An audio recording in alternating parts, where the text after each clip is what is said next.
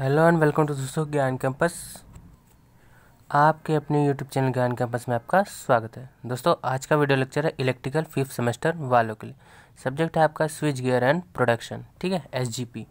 तो जैसा कि हमारा टॉपिक चल रहा था फ्यूज़ में हमने 2-4 टॉपिक्स पढ़ लिए हैं, ठीक है। Selection of fuse last topic था हमारा। उसी के आगे आज हमारा नेक्स्ट टॉपिक है ग्रेडिंग एंड कोऑर्डिनेशन फ्यूज़, ठीक है। तो हिंदी में कहते हैं संगलकों का क्रम निर्धारण एवं समन्वय, ठीक है। तो दोस्तों वीडियो में आगे बढ़ने से पहले एक और बात, दोस्तों वीडियो अच्छी लगे तो लाइक कीजिएगा, चैनल पर नए हैं तो सब्सक्राइब करके बेल आइकन प्रेस कर लीजिए ताकि फ्यूचर में आने वाली ढेरों अपडेट्स आपको सबसे पहले मिल सके। तो चलिए शुरू करते हैं बिना किसी देरी के आज का लेक्चर, ठीक है। तो दोस्तों हेडिंग आप जैसा कि स्क्रीन पर देख पा रहे हैं, grading and coordination of fuse, ठीक है। संगलकों का क्रम निर्धारण एवं समन्वय। हिंदी में आप इंग्लिश में ही लिखिए क्योंकि इंग्लिश वाला ज़्यादा हिंदी में प्रिंट होके आता है, ठीक है। संगलक यानी फ्यूज़, तो जहाँ भी संगलक का नाम लिया जाएगा वहाँ फ्यूज़, ठीक है, आप पढ़ ही चुके हैं। तो देखते हैं क्या होता है। संगलक प्रायः अपनी निर्धारित करंट यानी धारा रेटेड करंट के 2 से 2.5 गुने मान पर संगलित हो जाते हैं यानी फ्यूज़ हो जाते हैं। संगलक की इस विशेषता से संगलक का उपयोग ऐसे परिपथों हेतु उपयुक्त है जिनमें धारा का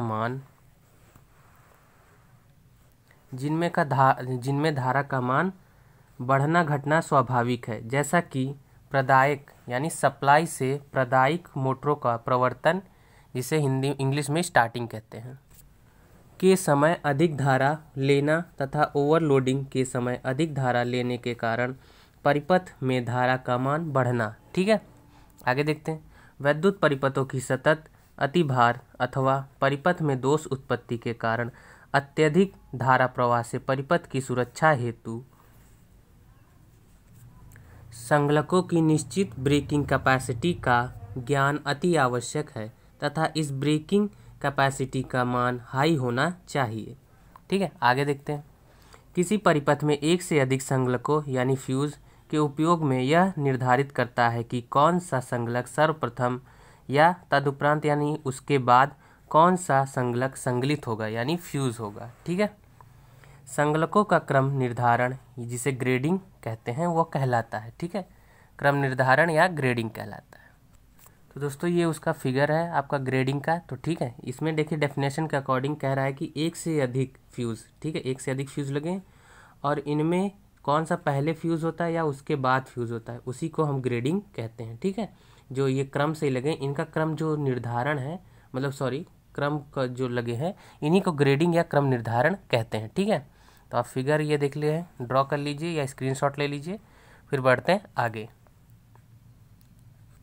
तो चलिए थोड़ा सा फिगर के बारे में जान लेते हैं जो हमने अभी बनाया है, ठीक है। तो देख लेते हैं उसके बारे में।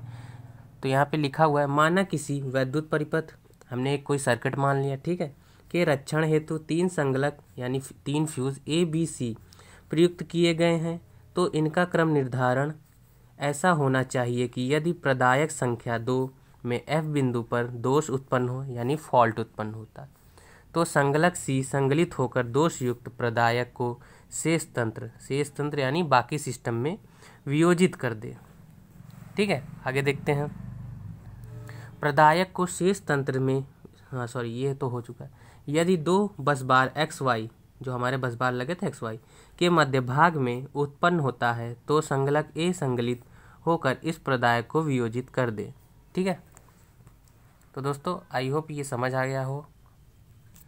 अगर आपको ग्रेडिंग ढंग से नहीं समझ आई तो आप इसे रट लीजिए, मेरा ख्याल है, क्योंकि आपको एग्ज़ाम में लिखना है। अगर नहीं समझ आता तो आप इसे थोड़ा सा समझ लीजिए और थोड़ा सा जैसे भी पॉइंट दिया है उसे अपनी लैंग्वेज में लिख लीजिए, ठीक है, या आप इससे नोट्स बना के लिख सकते हैं। आगे देखते हैं कोऑर्डिनेशन। क्या करें, आपको एग्ज़ाम में तो लिखना ही पड़ेगा, तो वो चाहे आप रट के लिखें या किसी भी तरह लिखें, ठीक है। कोऑर्डिनेशन देख लेते हैं।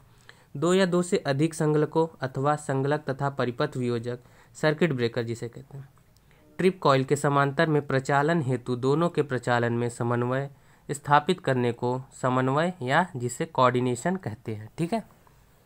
तो आप समन्वय की जगह कोऑर्डिनेशन भी लिख सकते हैं, ठीक है, क्योंकि टेक्निकल लैंग्वेज है, थोड़ी टफ तो होती है। तो आगे देखते हैं डायग्राम के बारे में। तो डायग्राम के बारे में थोड़ा सा पढ़ लेते हैं फिर देखते हैं। माना किसी वैद्युत परिपथ में प्रयुक्त परिपथ वियोजक यानी सर्किट ब्रेकर की निर्धारित मेगावोल्ट एम्पियर विदारण क्षमता MVA मेगावोल्ट एम्पियर से अधिक वैद्युत परिपथ की लघुपथित यानी शॉर्ट सर्किट मेगावोल्ट एम्पियर क्षमता को परिपथ में प्रत्यावर्तकों की संख्या बढ़ाकर अथवा अंतरयोजित कर बढ़ा दिया जाता है तो संगलक को परिपथ वियोजक के पार्श्व सहयोग बैकअप जिसे कहते हैं रक्षण हेतु परिपथ वियोजक के पार्श्व में प्रयुक्त किया जाता है ताकि वैद्युत परिपथ में दोष उत्पत्ति की दशा में, ये दशा है आपकी यानी कंडीशन में, परिपथ वियोजक यानी सर्किट ब्रेकर अपनी मेगावोल्ट एम्पियर विदारण क्षमता के अंतर्गत दोष धाराओं को यानी फॉल्ट करंट को अवरोधित करता रहे तथा परिपथ वियोजक की निर्धारित विदारण क्षमता से अधिक परिमाण की धाराओं को संगलक अवरोधित कर दे यानी फ्यूज उसे रोक दे। तो दोस्तों ये आपका डायग्राम बना है कोऑर्डिनेशन का, ठीक है। अभी आपने इसी डायग्राम के बारे में पढ़ा है, ठीक है। ये आपका सर्किट ब्रेकर लगा हुआ है जो कि आपको करंट को रोकता है, ठीक है, सर्किट ब्रेकर, ठीक है। ये आपका करंट ट्रांसफार्मर लगा हुआ है, ये आपके रिले कॉइल है, ये आपका फॉल्ट है, ठीक है। यहाँ नीचे देख रहे हैं आप, यहाँ पे कोने में ट्रिप कॉइल लगी है। ये आपका फ्यूज़ लगा हुआ है जो कि आपका अधिक करंट आने पर ये फ्यूज़ हो जाता है, ठीक है। और तो कुछ इस तरह का इसका डायग्राम बनेगा कोऑर्डिनेशन का। तो स्क्रीनशॉट ले लीजिए या फिर वीडियो को पॉज करके आप बना लीजिए। तो चलिए बढ़ते हैं आगे। तो दोस्तों ये एक छोटा सा टॉपिक है हमारा फ्यूज़ रेटिंग। कभी कभी एग्ज़ाम में टिप्पणी या शॉर्ट नोट के रूप में पूछ लेता है फ्यूज़ रेटिंग क्या होता है, ठीक है। तो जान लेते हैं इसको भी। संगलक अंकन को विशिष्ट विवरण के नाम से भी जाना जाता है जो संगलक द्वारा किए जाने वाले विभिन्न कर्तव्यों का निर्वाह करने की योग्यताओं की पूर्व निर्धारित सीमाओं को दर्शाता है। संगलक अंकन यानी फ्यूज रेटिंग में विवर्णित राशियों को यानी क्वांटिटीज़ को उनके द्वारा निर्वाहित कर्तव्यों ठीक है, निर्वाहित कर्तव्यों के अनुसार परीक्षण करने पर ही नियत किया जाता है जो निम्नवत है, ठीक है।